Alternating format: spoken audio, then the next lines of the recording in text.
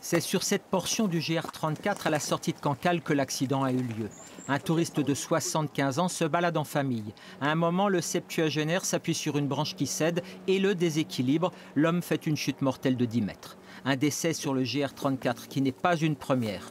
Alors, en cette période estivale, de forte affluence sur les sentiers côtiers, le maire de Cancale conseille la plus grande prudence. Le premier conseil, c'est de ne jamais oublier que quand on part sur le GR34, ça reste un chemin de grande randonnée et que la randonnée, ça nécessite une certaine vigilance, une certaine attention. Il y a un environnement de risque. Avec une vue imprenable sur la baie du Mont-Saint-Michel et situé en bordure du GR34, le camping municipal de Cancale fait le plein. Olivier Frassati, le responsable de l'établissement, prend la sécurité des vacanciers au sérieux. Il a même installé ce digicode pour éviter que les enfants sortent seuls et s'approchent de la falaise. Moi, ça fait 27 ans que je suis le responsable de ce camping et on a déjà perdu 2 clients qui sont décédés suite à une chute sur le GR, quoi. Chaque client, je leur dis, attention, n'allez pas avec des tongs.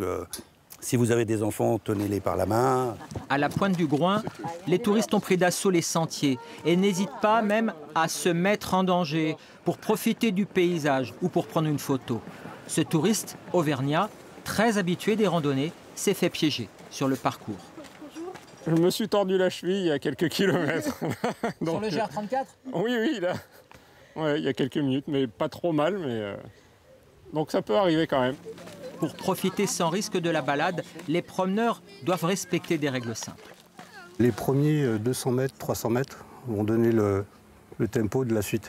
Donc si on n'est pas apte à aller plus loin, on fait demi-tour et puis on n'y va pas, quoi. Les bâtons de marche sont aussi de bons alliés.